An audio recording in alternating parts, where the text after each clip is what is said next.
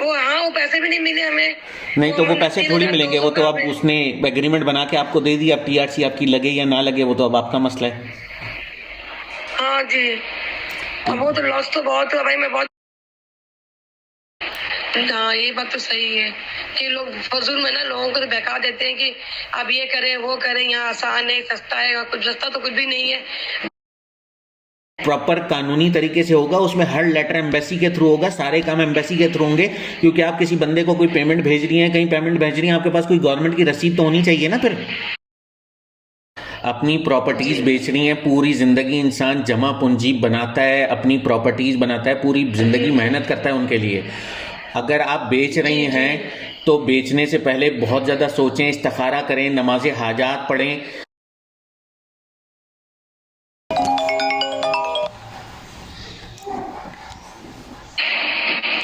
Hello. Hello, अस्सलाम वालेकुम। जी वालेकुम सलाम सर, कैसे हैं, खैरियत से? अल्हम्दुलिल्लाह, आप खैरियत से हैं? जी भाई बस मुझे कुछ प्रॉब्लम हो रही थी तो मैंने असल में रिसेंटली आपके बहुत सारी वीडियो मैंने देखी है, मेरे शॉर्ट देख रहे थे। और मैं जब तुर्की जाने से आपने बहुत कोशिश की कि मैं आपके फ़ोन करूं, लेकिन आपका फ़ोन नंबर मुझे मिल ही नहीं रहा था। फिर इंस्टाग्राम में भी मेरे बेटे ने वो ढूंढ के अभी फ़िलहाल निकाला, तो मुझे आपका नंबर मिला है, तो मैं आपके इंस्टाग्राम से आपको मैसेज कर रही थी। सही। तो असल में अभी संडे को मैं आई हूँ तुर्की से। मैं जो है ना तुर्की गई हुई थी, लेकिन मेरा जो है रिजेक्ट हो गया था ये टीआरसी। हमारे जी जी, मैंने रेंट पे घर लिया, सफा कोई पे मैं रह रही थी। हेलो हेलो जी, क्या कह रही हैं आप? जी, मैं सफा कोई में रह रही थी, रेंट पे मैंने घर पे ले लिया था। रेंट एग्रीमेंट भी मैंने दिखाया था। असल में मेरे जो एजेंट थे ना, उन्होंने कहा था पेपर देते ना जिसमें आप ये लिखे कि आप क्यों आए। सही। हेलो जी जी। तो उन्होंने कहा था बस टेम्परेरी है, आप ऐसे ही लिख दें कि आप विजिट करने आई हैं, आप प्रॉपर्टी लेंगे, बिजनेस करें, बस उन्होंने यही लिखवाया और सिग्नेचर करवा के जमा करवा दिया। मैंने कुछ इसमें एक्सप्लेन नहीं, कुछ भी मैं कह भी रही थी। अब उन्होंने नहीं फॉर्मेलिटीज है, कुछ नहीं है, बस ऐसे ही है। और इसकी वजह से मेरे ख्याल से हमारे जो है वो रिजेक्ट हो गया, और ऐसे नोट से उन्होंने जमा करवाया था हमारा। तो आपके एजेंट ने फिर आपको प्रॉपर्ली गाइड नहीं किया? नहीं सर, ये तो गाइड नहीं किया, तो वो सही काम करेंगे, अब उन्होंने सही काम नहीं किया, इतना नुकसान हुआ तो हमें वापस आना पड़ा मुझे, जाहिर सी बात है। लेकिन अब मुझे ये है कि मैं बच्चे के एडमिशन के हवाले से गई थी वहाँ पर। तो आपने बच्ची का एडमिशन करवाया? नहीं, कैसे हमारा टीआरसी रिजेक्ट हो गया। मेरा बेटे जो है वो ए लेवल करके गए थे, तो हमने कहा था वहाँ पर जो है यूनिवर्सिटी जो है वो सर्च करेंगे। मुझे प्रॉपर्टी भी लेनी थी। असल में मेरे 4 बच्चे हैं, सही, एक की शादी हो गई है, 3 बच्चे मेरे हैं, सारे जो है 18 से अबव है, और एक बच्ची जो है वो 16 साल की है। तो हमें जो है पसंद तो मुझे बहुत आया, मेरे शौहर का इरादा है कि हम वहाँ पर जो है प्रॉपर्टी परचेज करेंगे, लेकिन मेरी समझ अब ये नहीं आ रही है कि मैं कैसे करूं। मेरी बच्ची जो है वो 18 साल से कम है, इसे हम एक घर लेके अपने नाम पर अगर ट्रांसफर कर लेते हैं, अब बाकी बच्चे को क्या करूं, मैं किस तरह इन्हें अपने साथ रखूं? आपके जितने बच्चे हैं उन सब बच्चों के नाम आप ऐड करवा सकती हैं प्रॉपर्टी के अंदर। अच्छा, चाहे वो 18 साल से कम है या 18 साल से ज़्यादा है, आपके पास सही। उनकी पावर ऑफ अटर्नी होनी चाहिए अगर आप अकेली आके परचेज कर रही हैं तो। वरना अगर वो सब आपके साथ आ रहे हैं परचेज करने तो फिर वो खुद ही सिग्नेचर करेंगे। जी जी, नहीं वो सब आ जाएंगे। वो मैं अभी जो है ना, अच्छा अपने बच्चों का नाम हमें डाल सकती हूँ इसमें? बिल्कुल आप डाल सकती हैं। लेकिन आप सब तो कह रहे हैं कि इस घर में जो है 18 साल से कम उम्र के बच्चे का जो है वो टापू बनेगा, लेकिन तो 18 साल से ऊपर के बच्चे हैं उनका नाम, उनसे कोई ताल्लुक ही नहीं है, उनका घर उनके नाम शामिल ही नहीं होगा उसमें। नहीं, आपका ब्लड रिलेशन है तो आप ऐड करवा सकती हैं। अच्छा, तो सर मुझे ना 2 घर परचेज करनी है। मैं अपना कष्ट दिलाना नहीं चाह रही। मैं भी जिस घर में मैं इसे किराया दे दूंगी, एक घर मेरा है, मेरा बिजनेस है, तो मैं इसे वाइंड अप करना चाह रही थी। ठीक है, वाइंड अप करके वहां पर एक घर लेके और एक घर जो है वो मैं रेंट पे दे के, ताकि वो इसकी आमदनी से मैं कुछ कर सकूं। कि मैं तो जॉब करने की लायक नहीं हूँ। 50 एज है मेरी। अब मेरे शौहर के 60 से अब एज है इनकी। तो आपके पास हम तो पैसा कितना है आपके पास? जी मैं भी कम से कम पाकिस्तान यहाँ के मैं कम से कम 7 लाख तक ला सकती हूँ। अपना घर बेच के ला सकती हूँ, क्योंकि मैं बाकी सब एक घर जो वो बेचना नहीं चाह रही थी कि पता नहीं क्या हालात हो नहीं हो, तो वहाँ का गवर्नमेंट जो है वो चेंज कर रही होती है। तो मैंने कहा था 2.5-3 लाख के अगर मिल जाएंगे मुझे 2+1 ये कहीं सस्ता से लाके, मैं तो 2 घर में परचेज करना चाह रही थी। और मैं आपके ताउन से लेना चाह रही थी, क्योंकि आप अच्छे अच्छे घर दिखाते भी हैं, सस्ता भी दिखा देते हैं। लेकिन अब मसला ये है कि जो प्रॉपर्टीज़ है ना, अगर ऐसी प्रॉपर्टी जिसमें आप रह सकें या उसको रेंट आउट कर सकें, ऐसी प्रॉपर्टी इस वक्त $30,000-35,000 से कम नहीं है। अच्छा जी, 30 प्रॉपर्टी यहाँ बहुत महंगी होती जा रही है। आपको या तो सिटी से बहुत दूर हट के मिलेगा। जैसे आप मेरी सारी अगर वीडियो आपने देखी हैं तो जो इस्तांबुल में प्रॉपर्टी है वो तो बहुत महंगी है, लेकिन अनकरा हो गया या अनकरा के अलावा कोई और सिटी हो गए, उनमें फिर भी प्रॉपर्टी सस्ती हैं। लाइक जैसे आप टर्किश 3.5 लाख 4 लाख का अभी आप अपार्टमेंट ले सकती हैं अनकरा में। लेकिन इसी तरह जब अनकरा में प्रॉपर्टी सस्ती है तो वहाँ रेंट भी बहुत कम है। यानी आप जो प्रॉपर्टी परचेज करेंगी वो हार्डली कोई 1200 या 1400 लीरा पे रेंट पे जाएगा। और आप खुद कन्वर्ट करके देख लें वो 1200-1400 लीरा कितने बनते हैं पाकिस्तानी? शायद मेरे ख्याल में 18,000 बनते हैं शायद। जी 18,000 में तो आप महीने का गुजर बसर तो नहीं कर सकती हैं आप यहाँ तुर्की में। नहीं, तो मुझे मशवरा दे, मैं क्या करूं, किस तरह से आना चाहूं मैं? आप अच्छी तरह पहले स्टडी करें। आप खुद बता रहे हैं आपने कितना एजेंट के पास कितना पैसा खर्च किया आपने? भाई उन्होंने तो मेरा तो एक TRC का जो उन्होंने 3,600 लिया, 700 लिया था उन्होंने मेरा, और मेरे बेटे का 3,600 लिया था। इसके अलावा मजीद कुछ लिया था? नहीं, तो मजीद तो नहीं लिया। उन्होंने कहा था कि इंश्योरेंस अगर नहीं हुआ तो इंश्योरेंस जो है आपको वापस हो जाएगा। अब तक उन्होंने वापस नहीं किया। हमने इन्हें एग्जिट लेटर भी दे दिया, दिखाया था, और उनको कॉपी भी भिजवा दी थी कि उन्होंने कहा था एग्जिट लेटर अगर ला के देंगी तो अब इंश्योरेंस वापस हो जाएगा, लेकिन अभी तक वापस नहीं हुआ। 5-6 दिन तो हो गया है। नहीं, वो इंश्योरेंस बहरहाल वो तो कंपनी के पास पैसे चले गए ना इंश्योरेंस के। वो तो आपका इंश्योरेंस का पेपर तो वैलिड है, वो तो बहरहाल कोई इतना मसला नहीं है। और जैसे आप पैसे बता रही हैं 3,000 या 3,500 लीरा, तो उन्होंने आपसे पैसे भी कोई एक्स्ट्रा नहीं लिए। आपसे जो पैसे लिए होंगे ये सीधा डॉक्यूमेंटेशन के, ज़्यादा से ज़्यादा भी उन्होंने किराया भराया ही समझ लें आपसे रखा होगा। क्योंकि आप जैसे बता रही हैं आपकी 55 एज है, तो 55 का तो इंश्योरेंस भी बहुत ज़्यादा है। आपका कितना इंश्योरेंस था? 1400-1600? नहीं, उन्होंने कहा 1350 मेरा कहा था उन्होंने इंश्योरेंस मेरा। हाँ। अब मेरे बेटे से 750 था इंश्योरेंस। वो 20 साल का है। अच्छा। 50 है, मैं प्लस नहीं है, 50 है मेरा एज। अच्छा। तो बहरहाल इसमें भी जो वो है, उसके अलावा फिर आपके डॉक्यूमेंटेशन आपकी उनके भी चार्जेस लगे होंगे, फिर आपका जो है वो। लेकिन अब मसला ये है कि आप मेरी लेटेस्ट वीडियोस देखें। आप अभी जो मैंने रिसेंटली 3-4 वीडियो डाली है ना, वो देखें आप लाजमी। यहाँ पर सिर्फ जो फॉर्म फिल करना है ना, फॉर्मेलिटी, वो फॉर्मेलिटी एक्चुअली नहीं है। वो जो फॉर्म फिल आपको करना है जिसमें ये लिखना है कि आप यहाँ क्यों आए, पर्पज ऑफ विजिट क्यों है, आपके पास जो आप लिख रहे हैं ना उसके अंदर, उस हिसाब से आपके पास यहाँ पैसा होना चाहिए। आपने पैसा शो किया था यहाँ?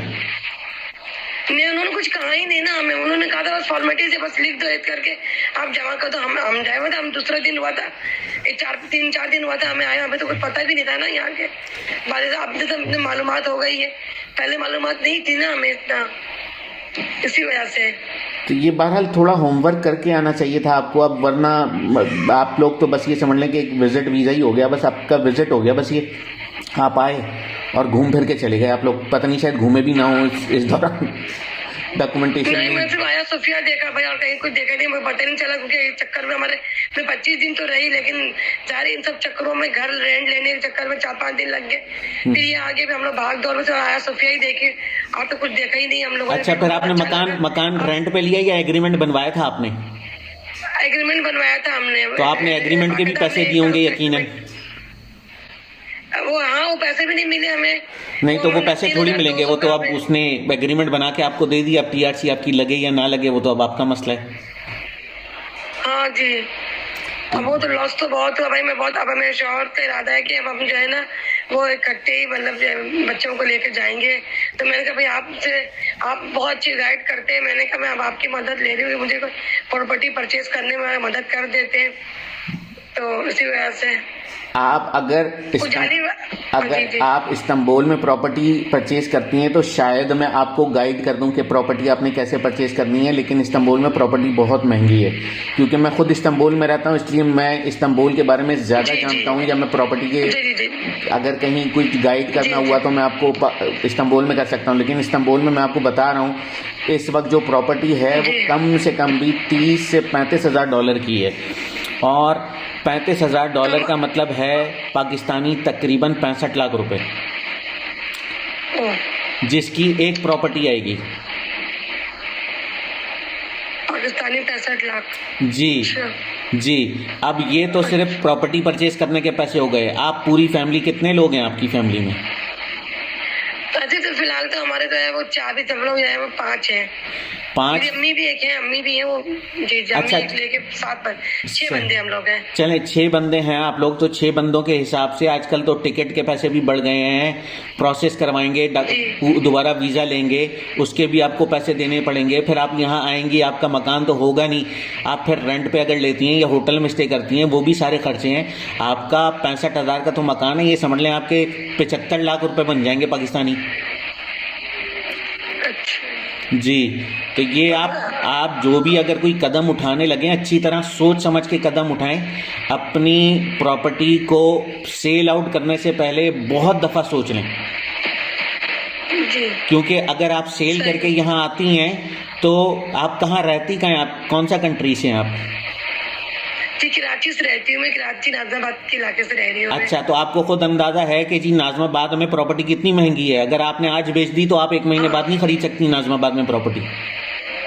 नहीं, वो तो सही है, बहुत महंगी है प्रॉपर्टी तो। यहाँ पे मेरे और नाजमाबाद में है घर। जी अगर अच्छा, और नाजमाबाद में अगर आप रेंट पे देती हैं तो आपको 50 हज़ार तो रेंट मिल जाएगा। कराची में रेंट भी बहुत अच्छा है और प्रॉपर्टी के प्राइस भी बहुत अच्छे हैं। यहाँ पर प्रॉपर्टी बहुत स्पीड से बढ़ रही है, और अगर आप वहाँ से बेच के आती हैं तो आपको कम से कम भी 75 लाख रुपया चाहिए ये सारे प्रोसीजर को कंप्लीट करने के लिए। लेकिन ये उस वक्त हो सकता है जब सारी चीज़ें आपके लिए तैयार हों कि जी आप आएँ और आपने बस सिर्फ प्रॉपर्टी की पेमेंट करनी है और परचेज करनी है, उसके बाद अपना डॉक्यूमेंटेशन प्रोसेस करनी है। लेकिन अब आप यहाँ आएंगी, मकान ढूंढेंगी, उसमें टाइम लगेगा, रोज़ाना खर्चा होगा, फिर डॉक्यूमेंटेशन होंगी सारी, आपके सारे डॉक्यूमेंट ट्रांसलेट होंगे, आपका मैरिज सर्टिफिकेट ट्रांसलेट होगा, क्योंकि इस पूरी फैमिली का नाम डलवा रहे हैं तो FRC ये वो सारे डॉक्यूमेंट आपको ट्रांसलेट करवाने पड़ेंगे। नोटर के खर्चे हैं वो भी आपको सारे बेयर करने पड़ेंगे। अभी आपने वीज़ा अप्लाई की, TRC अप्लाई किया था, तो आपने ये सारे एक्सपेंसेस देखे होंगे कि अच्छा खासा पैसा खर्च हो रहा होता है इन सारी चीज़ों में। जी, वो तो हम पाकिस्तान से करा के लेके गए थे, वो क्या नाम है नोटरी, ये ट्रांसलेट जो मेरा बेटा खुद कर लिया था बैठ के, मतलब वो घर पे, तो उसने जो करके हमने ना फॉरेन मिनिस्टर से अटैच करवा लिया था पाकिस्तान से। नहीं, ये जो यहाँ की ट्रांसलेशन जो यहाँ पे एक्सेप्ट की जाती है ना, वो यहाँ के नोटर से होना जरूरी है। अच्छा, नोटर से? जी, हाँ हमने नोटर करवाया था। अच्छा, हमारे से पासपोर्ट वगैरह नोटरी हुआ था जी, हमने घर रजिस्ट्री करवाया था ना, एग्रीमेंट। जी नोटरी। जी। तो फिर ये सारे खर्चे हैं, आपको सोच समझ के अच्छी तरह आप पहले प्रॉपर्टी सर्च करें, आपको कहाँ प्रॉपर्टी मिल रही है, आपने कहाँ ख़रीदनी है प्रॉपर्टी। इस्तांबुल में ख़रीदनी है, इस्तांबुल के बाहर ख़रीदनी है, आप अपने कॉन्टैक्ट्स बिल्ड करें कि आपको जहाँ प्रॉपर्टी चाहिए उस हिसाब से फिर आप जहाँ जाएंगी तो आपको कितने वहाँ रहने के लिए आपको कितना खर्चा चाहिए। अगर आपको वहाँ पहले से कोई अकोमोडेशन आप रेडी कर सकें तो वो अकॉर्डिंगली आप उसको प्रिपेयर करें ताकि खर्चा कम से कम हो और आप एग्जीक्यूट प्रॉपर्ली कर लें, वरना आपके जो पैसे हैं जमा पूंजी है ये भी ख़राब हो जाएगी। जी जी, यही तो मैं चाह रही थी ना, मैं आपसे एक्चुअली बात करना चाह रही थी कि मैं आप मुझे सही गाइड करें क्या करूं, क्योंकि यहाँ के जो हालात इतने ख़राब हो गए हैं सर कि आए दिन जो है ना वो बहुत स्केचिंग वगैरह हो रही है। और मेरा एक ही बेटा है, वो जाए तो बाहर निकलते अब इतना डर है, लोग मार दे रहे हैं, ये कर दे रहे हैं। इसी वजह से है ना मैं अपने बेटे को लेकर टर्की गई थी। अब क्या करूँ, यहाँ के हालात इतने ख़राब हो गए पाकिस्तान के, अब पढ़ाई भी इतनी महंगी हो गई मैं अफोर्ड नहीं कर सक रही। एक बच्ची की मैं बड़ी मुश्किल से अफोर्ड कर रही हूँ, तो वह मैं सरकारी में देना चाह रही थी अपने बेटे का। मैंने बुलसरी में जो है बेटे का एडमिशन का अप्लाई किया, वो हो सकता है अल्लाह करे अगर आ जाता है, और नहीं भी आया तो फिर मैं सरकारी में देना चाह रही थी इसको। ये तो बहरहाल अगर बच्चे का एडमिशन हो जाता है तो बच्चे का तो आप वो स्टूडेंट वीज़ा अप्लाई करके उसका एडमिशन भी करवा सकती हैं। उसमें भी सारे आपको डॉक्यूमेंटेशन और जो भी स्टूडेंट के लिए प्रोसीजर्स होते हैं वो फॉलो करने पड़ेंगे आपको अकॉर्डिंगली। तो बट जो प्रॉपर्टी के लिए आप मुझसे पूछ रही थी मैंने आपको एक्सप्लेन कर दिया है कि ये सारे सूरत हाल है, आपको ये प्रॉपर्ली सारा होमवर्क करना पड़ेगा, सारी चीज़ें लाइन अप करनी पड़ेंगी फिर कि जी आपके लिए सारी चीज़ें यहाँ रेडी हों और आप अकॉर्डिंगली आके बस अपने जल्दी यहाँ काम करें और अपना रेजिडेंस परमिट अप्लाई करें तो सही है, वरना आपके अखराजात रोज़ाना की बेसिस पे होते रहेंगे और वो आपके लिए फिर मुश्किल होगी। और मिनिमम भी आपको $35,000 चाहिए प्रॉपर्टी परचेज करने के लिए। इससे कम में इस्तांबुल के बाहर मिल सकता है, इस्तांबुल में नहीं। हाँ जी जी बोले, सॉरी बोले जी। तो मतलब इससे कम में ना इस्तांबुल के बाहर मिल सकता है, इस्तांबुल में बहुत मुश्किल है। तो मैं किस तरह सर्च करूँ उसे, साहिब दिन से?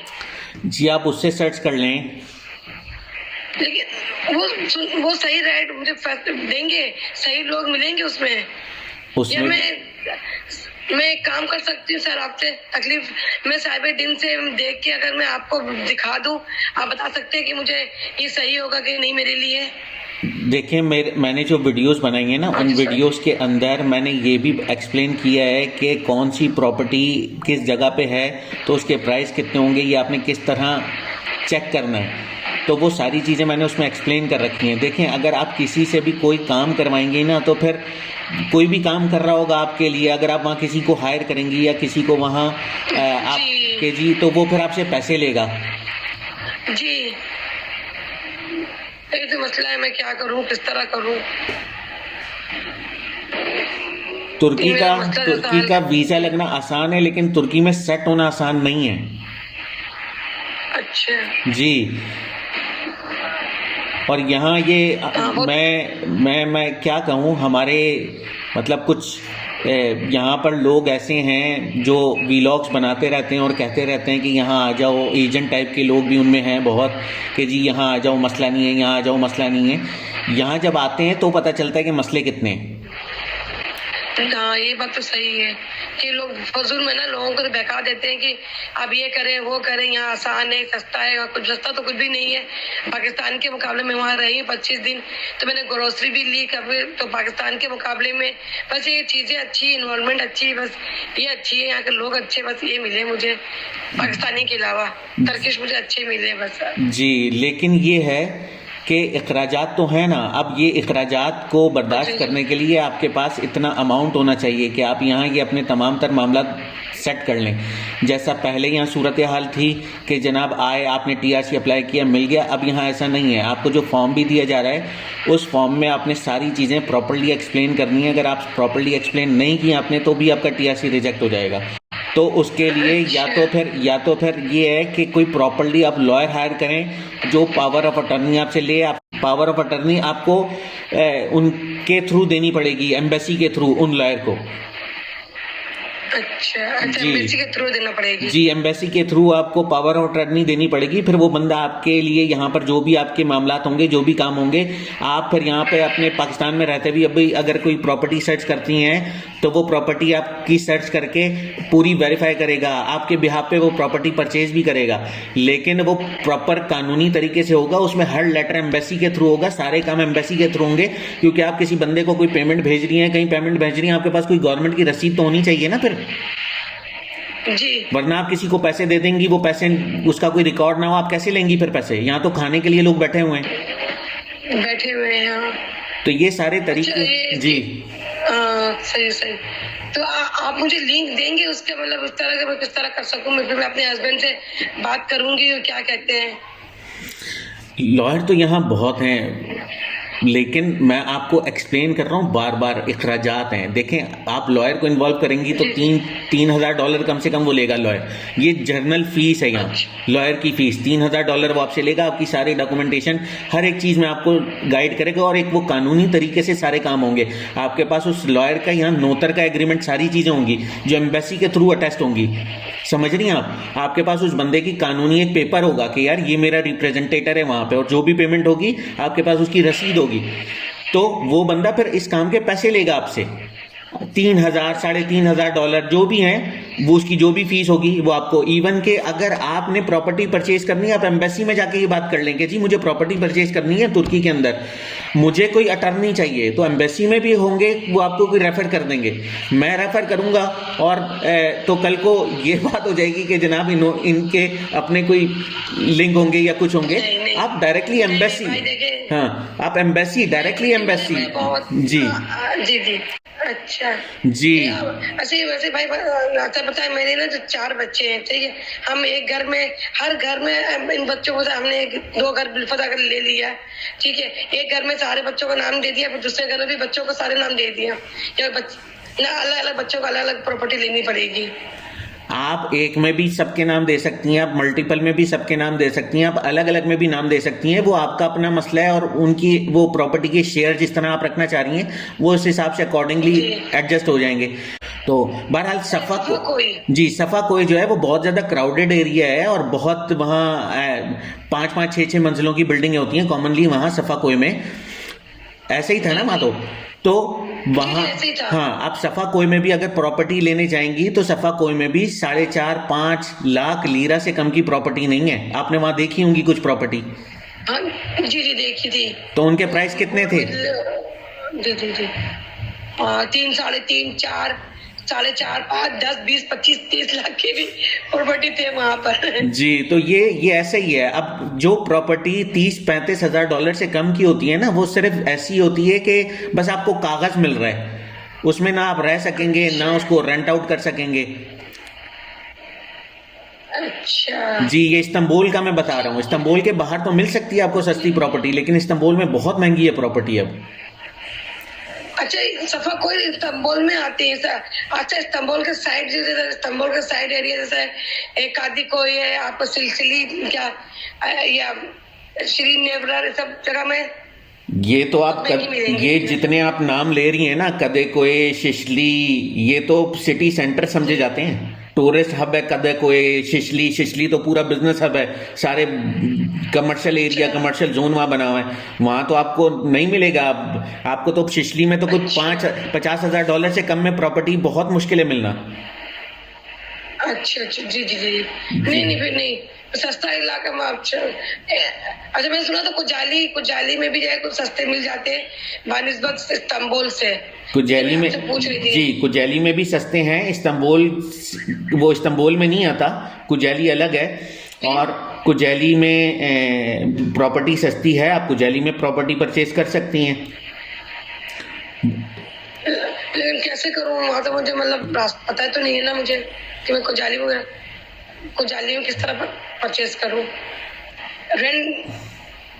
उसके लिए तो यही है, आप या तो कोई अटर्नी हायर करें, या फिर अब मसला यही है कि आप यहाँ किसी बंदे को कांटेक्ट में लेती हैं, वो बंदा आपसे चार्जेस लेगा, फिर खुदा न खास्ता कोई मसला हो गया, कोई प्रॉब्लम हो गया, तो फिर उसमें यही होता है कि जी वो पैसे खा गया फलाना। और ये मसले मसाइल तो कॉमनली होते हैं ना। फिर अगर आपकी डॉक्यूमेंटेशन सही नहीं होगी, आप मेरी रीसेंट वीडियोस देखें आप, मैं इसीलिए आपको सजेस्ट कर रहा हूं कि अगर आपने कोई काम करना है एम्बेसी के थ्रू करें, और एम्बेसी आपको अटर्नी प्रोवाइड करेगा। वो आपसे पैसे तो लेगा, लेकिन सारी चीजें कानूनी तरीके से होंगी। अच्छा, तो हमारे वीजा लेने में प्रॉब्लम तो नहीं होगी? वो हमारे वीजा आसानी से लग जाएंगे? फिर आपके वीजा भी आसानी से लग जाएंगे। आपको अगर कोई लॉयर यहाँ से सारी चीजें प्रोसेस करके आप बता रहा है कि जनाब इनका सारे डॉक्यूमेंटेशन यहाँ हो रही है, आपके अकाउंट यहाँ हो रहा है, तो जाहिर सी बात है आप ये सारी डॉक्यूमेंटेशन भी आप एम्बेसी के थ्रू कर रही होंगी, तो वीजा लगने में प्रॉब्लम कैसे होगा फिर आपका? अच्छा, सारी चीजों का तो रिकॉर्ड होगा ना आपके पास। जी जी, सब रिकॉर्ड होगा मेरे पास। अच्छा जी, सही सही सही। किसी बंदे के थ्रू करवाएंगी तो आपके पास कोई भी रिकॉर्ड नहीं होगा किसी भी चीज का। सही सही, या फिर सही कह रहे हैं आप। जी, या फिर मुख्तलिफ कुछ बड़ी कंपनीज हैं यहाँ तुर्की के अंदर, उन बड़ी कंपनीज के थ्रू आप करवा सकती हैं। जैसे आपको कभी भी कुछ पूछना हो तो आप पूछ सकती हैं। हाँ, मैं बहुत बहुत शुक्रिया भाई। मैं इतनी परेशान, मैंने बहुत कोशिश की आपसे कि मेरी टीआरसी के थ्रू आपसे कोई बात कर सकूं, लेकिन आपसे कांटेक्ट नहीं हो पा रही थी। और इंस्टाग्राम पे मेरे जहन पे नहीं था, इंस्टाग्राम में आप मिल जाएंगे। बाद में बेटा मेरे घर आके बोला कि बेटा मामा इंस्टाग्राम में तो मिल जाएंगे। फिर इंस्टाग्राम से मैंने आपकी जो है वो ढूंढ के मैंने निकाला आपके नाम से। जी, असल में मैं कोई एजेंट तो हूँ नहीं। मैं यहाँ इसलिए अपना नंबर जो है वो अपनी वीडियोस पे तो मैं डालता नहीं हूँ कि जी मैं अगर नंबर डाल दिया मैंने तो मेरे पास अभी भी दिन में कोई 25-30 कॉल्स आती हैं। अगर मैंने अपना नंबर डाल दिया तो मैं तो पूरे दिन सिर्फ टेलीफोन ऑपरेटर ही बन जाऊंगा। नहीं नहीं भाई, बहुत बहुत शुक्रिया, आपने टाइम दिया। तो मेरी परेशानी बहुत हो रही थी। मैं रिसेंटली यहाँ पर आई हूँ ना, संडे वाले दिन बहुत दिल गर्फ्ता हो गया। मेरे बच्चे का मेरा एडमिशन भी वहाँ पर है। अब इरादा पूरा मेरे शौहर ने कर लिया वहाँ रहने का। यहाँ कुछ हमारे कुछ मसला मसाइल भी है, खानदानों वैसे जो भी हो प्रॉब्लम निजी, इस वजह से हम लोग जो है यहाँ से जो है बाहर निकलना चाह रहे थे। चलें, अल्लाह आसानी फरमाए। वो तो मसले मसाइल हर एक के साथ हैं, खानदानी मसले भी हैं, खानदान के बाहर की भी मसले हैं, हर बंदा ही प्रॉब्लम में है। तो अल्लाह आपके लिए आसानी फरमाए, खैर फरमाए। तो बहरहाल मैंने आपको हर एक चीज़ एक्सप्लेन कर दी है। मजीद कोई क्वेश्चन आपने पूछना हो तो पूछ लें। जी जी, मैं मैसेज कर सकती हूँ। मैं कुछ पूछना होगा प्रॉब्लम तो मैं आपको मैसेज करके छोड़ू, जवाब देना, जवाब दे दीजिएगा मुझे। जी जी, आप मैसेज मुझे कर लिएगा। कभी भी कुछ पूछना हो अकॉर्डिंगली मैं जब भी अवेलेबल हुआ या जो भी सिनेरियो हुआ मैं आपको जवाब ज़रूर दे दूंगा। हाँ, जवाब दे दीजिएगा, बहुत मेहरबानी होगा। मुझे जब भी होगा मुझसे कांटेक्ट में रहिएगा। मैं जब भी कोई बात पूछूंगी आप बता दीजिएगा। कोई मसला मसाइल हो तो मैं आपसे ही पूछूंगी। मुझे और कुछ बेहतर लग ही नहीं रहा कहीं से भी, तो मैंने आपसे बात कर लेती हूँ। सही, कोई मसला नहीं है। अल्लाह पे भरोसा रखें और बाकी इस्तिखारा करती रहें। आप अपनी प्रॉपर्टीज बेच रही हैं। पूरी जिंदगी इंसान जमा पूंजी बनाता है, अपनी प्रॉपर्टीज बनाता है, पूरी जिंदगी मेहनत करता है उनके लिए। अगर आप बेच रही हैं तो बेचने से पहले बहुत ज़्यादा सोचें, इस्तिखारा करें, नमाज हाजात पढ़ें। अब अल्लाह ताला आपको यहाँ लेके आया, अल्लाह ताला यहाँ से आपको वापस ले गया, कोई ना कोई मसलियत तो होगी, कोई ना कोई प्रॉब्लम तो होगा। जी जी, वरना अल्लाह ने अगर आपका यहाँ रिस्क लिखा होता तो आपका टीआरसी अप्रूव हो जाता। सही। बाकी जी, उसके अलावा कुछ कागजात का पेड भरना भी ज़रूरी होता है। डॉक्यूमेंटेशन जो है वो पूरी करना बहुत ज़रूरी होता है, और जो भी रिक्वायरमेंट है वो फुलफिल करना अकॉर्डिंगली वो ज़रूरी होता है। अल्लाह ताला ने जब रिस्क लिखा होता है ना तो अल्लाह ताला मामलात में आसानियाँ पैदा करता चला जाता है, हालात ऐसे बनाता जाता है कि लोग आपको आपकी मदद के लिए मिलते चले जाएं। लेकिन जब रिस्क नहीं लिखा होता है ना तो मुश्किलात पैदा होती चली जाती हैं, और फिर वो एंड अप ऐसे ही होता है जैसे आप वापस आ गई। तो आप नमाज हाजात पढ़ें, आप इस्तिखारा करती रहें और अल्लाह से मदद मांगे, अल्लाह आपके लिए आसानी पैदा फरमाएगा। जी सही भाई, सही। इस्तिखारा किस तरह करते हैं? हम खुद कर सकते हैं भाई? इस्तिखारा एक्चुअली खुद ही करना चाहिए। किस तरह करते हैं आप एक्सप्लेन कर देंगे? मुझे नहीं पता। ये एक दीन की क्लास हो जाएगी। बहरहाल जी जी जी जी भाई, बहुत बहुत शुक्रिया भाई आपका। जी। इतना आपने मेरा हेल्प कर दिया, बहुत बहुत मेहरबानी है आपका। जी ये अल्लाह आपको सजा देगा इंशाल्लाह। जी ये आपकी जो कॉल है ये रिकॉर्डेड है। अच्छा, सही है। मैं इसको लेकिन इंशाल्लाह के तो मैं इसको चैनल पे डाल दूं? डालेंगे, लेकिन जो मैंने नाम दिया ना वो नाम काट दीजिएगा उसका। जी जी ऐसा ना हो कि वो बोले कि वो नाम मैं सब काट दूंगा, जो कोई प्राइवेट बात होगी तो इसीलिए मैं पूछता भी हूँ हर एक से कि जो कॉल है, जी, जी, जी। क्योंकि देखें अब जैसे आप मुझसे कुछ पूछ रही हैं, इसी तरह कॉमन क्वेश्चंस होते हैं लोगों के। जी जी जी जी कॉमन, हाँ ठीक जी है। उसमें फिर लोगों की आसानी हो जाती है। अब मैं ये जो कुछ भी मैं कर रहा होता हूँ ये लोगों को गाइड करने के लिए है, इसमें मैं किसी से कोई पैसे तो लेता नहीं हूँ। अब नहीं, हाँ, सही। अब इसमें जो भी प्रॉब्लम जैसे आपका है, आपका प्रॉब्लम से रिलेटेड किसी और का प्रॉब्लम है तो इस कॉल से उसको फायदा हो जाएगा। फायदा हो जाएगा, सही। जी जी जी ठीक तो है। अल्लाह सबके लिए आसानी फरमाए। जी जी ठीक है। सही। ओके ओके जी, अल्लाह हाफिज। ओके, अल्लाह हाफ़िज़। जी।